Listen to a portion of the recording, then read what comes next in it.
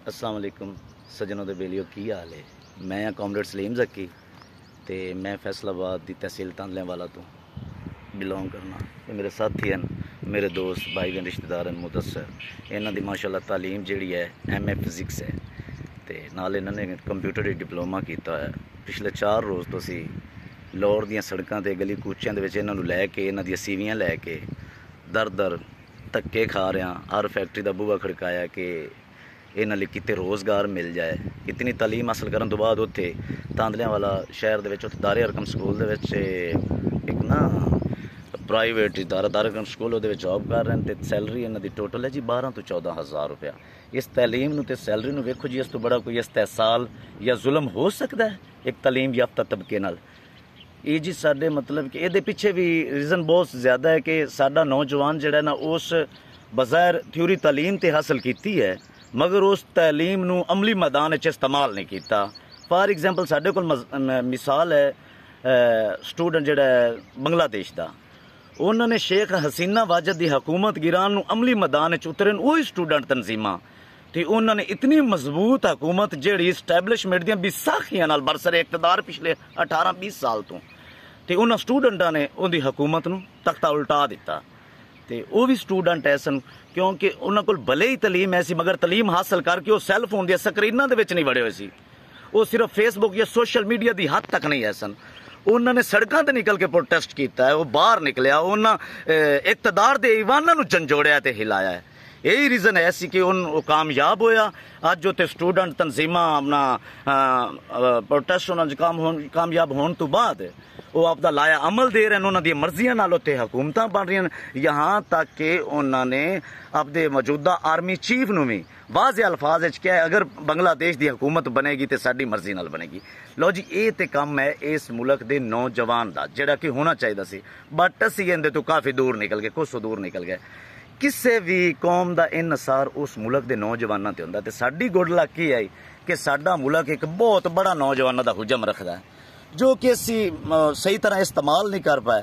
साडा बजाते खुद एक्सपीरियंस है 2005 तो लैके मेरे साथी लाहौर के कामराड इरफान है सन, उन्होंने सानू एक प्लेटफार्म उत्थे मिलिया सी मजदूर किसान पार्टी का। उनके तहत असी मजदूरों की बका लई मजदूरों लई इतनी जद्दोजहद इतनी स्ट्रगल की कि सारी रात पूरा हफ्ता 24 आवर उन्होंने घर जाना, बूहें ते जाना, दस्तक देनी, क्वार्टरां विच जाना, उन्होंने समझाना, तबलीग करना, उन्होंने अंदर उन्होंने हकूक लई शऊर बेदार करना, उन्होंने प्रोटेस्ट करना। किसी नाल अगर कोई ज्यादती की, किसी इंडस्ट्री मालक ने, किसी ओनर ने, किसी माफियाज ने, उन्होंने केस करने लड़ना, यहाँ तक कि अपनी जात नूं भुल के खुद भुखा कट के ते उन्हां दियां भुखा मिटाण लई जद्दोजहद की।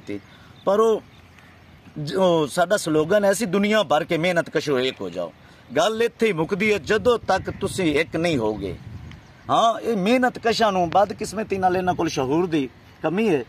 ये मेहनत कशा नूं लीड अगर इस मुल्क दा नौजवान पढ़िया लिखिया तबका करदा है ना, फिर तुहाडी जद्दोजहद रंग लाएगी। पिछले दिनों मैं इत्थे लाहौर दे विच सफ़र करदा पिया सी, इस दोस्त नूं लैके घुमदा वांदा जॉब के सिलसिले दे विच दरदारी ते मैं मीनारे पाकिस्तान वापस उस रोड ते आ रहा MO कॉलेज के पास एक ना इशारे ते एक औरत बैठी सी, नौजवान लड़की, 3 बच्चे उहदी गोद च सन ते बेचारी हथ बन के मंगण डई सी। मंजर वेख के अखां चों आंसू आ गए। इतना दर्दनाक कलमनाक मंजर आ। उत्थे सारा दोस्त शायर है तजम्मल कलीम उहदा एक शेर याद आया, तैनू केड़ी रोड़ तैनू केड़ी थोड़ है रब्बा, तैथू भी नहीं रजदे बंदे। इस्तेसाल जुल्म जबर वाकई इस मुल्क ते मुसलसल 75 साल तो हो रहा है ते इस जुल्म नूं किसे ते डक गतनी है। क्यों ना अज आपां गत लईए? जे अगर असी ना गत पाए, जिस तरह इस्तेसाली निज़ाम दे विच साडे आबाओ अजदाद जिंदगी बसर करके गए आ, अज असी भी हो रहे हैं ते कल आवन वालियां साडियां नस्लां सानू हरगज़ माफ़ नहीं करनगियां। लिहाजा जिंदा कौमां दी या बाशऊर कौमां दी यही निशानदेही कि वो अपने मुस्तकबिल नूं सवारन, अपनियां नस्लां लई स्ट्रगल करन, अपने प्यारे वतन लई जद्दोजहद करन। ये मुल्क किसी एक फर्द का, किसी एक बशर का नहीं है। 5% माफिया इस मुल्क दी इनू यरगमाल बनाया है। उन्होंने मल्लात इंपायर खड़ी हो गई, अमीर अमीर हो गया, गरीब गरीब हो गया। जी डिस्टेंस है, ये फासला बढ़ता जा रहा है। इतना बढ़ता जा रहा है कि ਉਹਦਾ ਕੋਈ ਹੱਦ ਬੰਨਾ ਨਹੀਂ। ਅਸੀਂ ਜਿੰਨਾ ਇਹਨੂੰ ਮਿਟਾਉਣ ਦੀ ਕੋਸ਼ਿਸ਼ ਕੀਤੀ, ਇਸ ਮਾਫੀਆ ਨੇ ਸਾਡੀਆਂ ਆਵਾਜ਼ਾਂ ਦਬਾਈਆਂ, ਸਾਡੀਆਂ ਅਸਮਤਾਂ ਪਾਮਾਲ ਕੀਤੀਆਂ, ਸਾਡੀਆਂ ਚਾਦਰ ਚਾਰ ਦੀਵਾਰੀਆਂ ਪਾਮਾਲ ਕੀਤੀਆਂ, ਸਾਡੇ ਤੇ ਜ਼ੁਲਮ ਜਬਰ ਦੇ ਪਹਾੜ ਤੋੜੇ। इतना इस्तेसाल, इतना जुलम जबर असीना वाजद नहीं कर रही सी बांग्लादेश जितना साढ़े प्यारे पाकिस्तान दे 5% माफिया ने ते मजहबी जमातां ने, इन्हां दे करिंदे, इन्हां दे वडेरे जिन्होंने इन्होंने हर वक्त लिए आपदा आबाओ अजदाद मन्निया एस्टैबलिशमेंट के नाम तो जेड़े जाने जाते वो मुख्तलिफ लोग उन्होंने को चिड़ियाघर का नाम भी देंगे। खैर जो भी तुम समझो समझने वाले समझते गए। बट दोस्तों गल ये है कि हसीना वाजद का इकतदार अगर उत्थों के नौजवान खत्म कर सकते हैं तो इस जालम माफिया नूं तुसीं भी खत्म कर सकते हो। जबकि तुसीं उन्हां नालों तादाद भी ज़्यादा हो तो पूरी दुनिया इतराफ़ कर दी कि पाकिस्तान नौजवानों का एक बहुत बड़ा हुजम रखता है।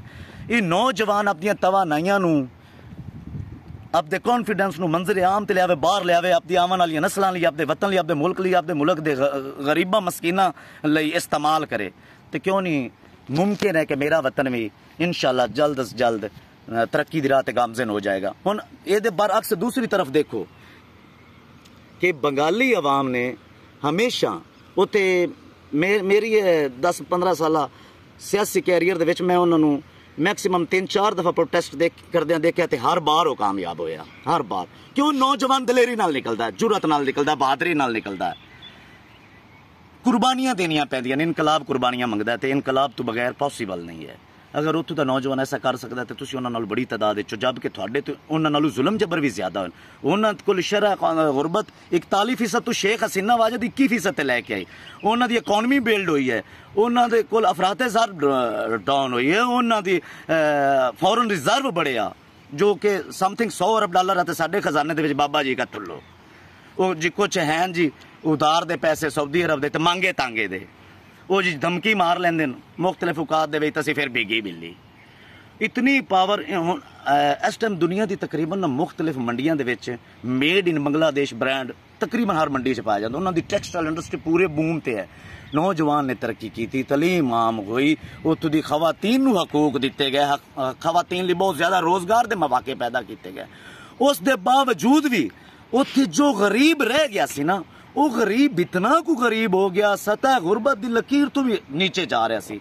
जबकि उन्होंने गुरबत की शरह कम की, मगर जो गरीब पीछे रह गए सन वो शदीद गुरबत की लकीर तो थले चले गए सन, जिन्हों का कोई चांस ही नहीं रह गया सी उठने लिए।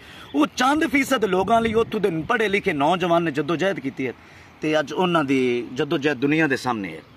तो मैं उम्मीद करना कि साड़ी अज की नशिस्त बड़ी शानदार रही है। तुसीं बिरावां अगे कि तुसीं गौरो फिक्र करोगे तो जरूर स्ट्रगल करोगे, जरूर बाहर निकलोगे। वो एक शेर याद आंदा है, वो साजिश शायर है, उर्दू शायर जिसके घर, वो एक शायर का शेर है ना, उर्दू शायर है, जिसके घर शाम को चूल्हा नहीं जलता सादी उस मजदूर को तातील बुरी लगती है। ते साडे पाकिस्तान दा ते ये हाल है। मेरे जैसे बंदे ते उस साडे तो भी इत्थे यार करोड़ां घर ऐसे आ जेड़े खिता है गुरबत की उन्होंने लफज भी गुरबत का देना छोटा पड़ जाता है। उन्होंने दे घर चूल्हा की महीने महीने नहीं चलता, एक वक्त दी खाना तो दूर उन्होंने हफ्ता हफ्ता नहीं नसीब होंदी। ते सज्जनों अपने आप नूं पहचानो, जदोजहद करो, स्ट्रगल करो। ये किसी एक बंदे की जात का काम नहीं है। जिस तरह तुसी बारिश का पहला कतरा बनो, असा कोशिश की है, इस तरह कुछ तुसी भी कोशिश करो तो इंशाअल्लाह जरूर खुशहाली आएगी। ये ते अमीर गरीब के फासले खत्म होंगे, यकसा निज़ाम होएगा, सारे नूं यकसा हकूक मिलणगे। जे अगर आने इकतदार ते ना इकतदार दे आवाना ते उन्हां दा हक है। जिली डिग्रियां वालियां दा, जिली डिग्रियां वाले PIA दे विच पायलट भर्ती, जिली डिग्रियां वाले MNA, जिली डिग्रियां वाला मिनिस्टर तलीम दा, ते साडे तलीम याफ्ता लोग सड़कों ते खज्जल खार हो रहा। MA फिजिक्स पसमानदा इलाके दे विच पढ़ के आया है।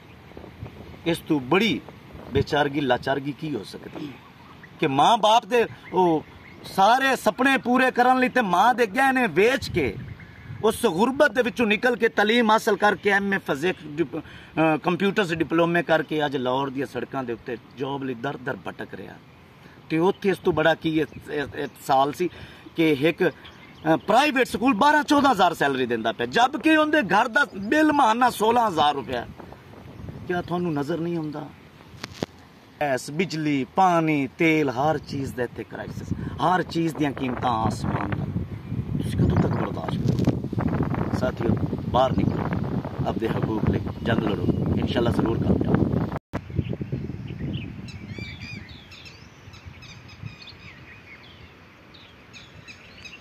गजल वैसे कहा लेने किंदी है ਉਹ ਮਿੱਤਰੋ ਤੁਹਾਡੀ ਨਜ਼ਰ ਕਰਨਾ ਇੱਕ ਦੋਸਤ ਦਾ ਪੰਜਾਬੀ ਗਜ਼ਲ ਯਾਦ ਆਈ ਹੈ। ਗੱਲ ਨਾ ਸਮਝ ਕਸੋਟੀ ਹੈ, ਪਹਿਲਾ ਕਲਮਾ ਰੋਟੀ ਹੈ। ਓਏ ਹਾਏ ਹਾਏ, ਗੱਲ ਨਾ ਸਮਝ ਕਸੋਟੀ ਹੈ, ਹਾਂ ਪਹਿਲਾ ਕਲਮਾ ਰੋਟੀ ਹੈ। ਜੋ ਬਾਮਨ ਵੀ ਖਾ ਲੈਂਦੇ ਉਹ ਕਮੀਆਂ ਦੀ ਬੋਟੀ ਹੈ। ਹਾਏ ਹਾਏ ਹਾਏ ਹਾਏ, ਤੇ ਗੱਲਾਂ ਨਾਲ ਨਹੀਂ ਸਾਰੋ ਨਹੀਂ, ਹਾਂ ਭੁੱਖ ਪਹਾੜ ਦੀ ਚੋਟੀ ਓਏ ਹੈ। ਹੋਏ ਹੋਏ ਇੱਕ ਤੇ ਪੈਂਡੇ ਔਖੇ ਨੇ, ਉੱਤੋਂ ਜੁੱਤੀ ਛੋਟੀ ਹੈ। ਹਾਏ ਹਾਏ, ਤੇ ਸਭ ਤੋਂ ਵੱਡਾ ਆਕਾ ਜੇ ਹਾਂ ਜਿੰਦੇ ਹੱਥ ਹੱਥ ਛੋਟੀ ਹੈ। ਵਾਹ, ਗੱਲ ਨਾ ਸਮਝ ਕਸੋਟੀ ਹੈ, ਆਹਾ, ਪਹਿਲਾ ਕਲਮਾ ਰੋਟੀ ਹੈ। ਬਈ ਬਹੁਤ ਸ਼ੁਕਰੀਆ ਜ਼ਕੀ ਜੀ, ਬਹੁਤ ਸ਼ੁਕਰੀਆ।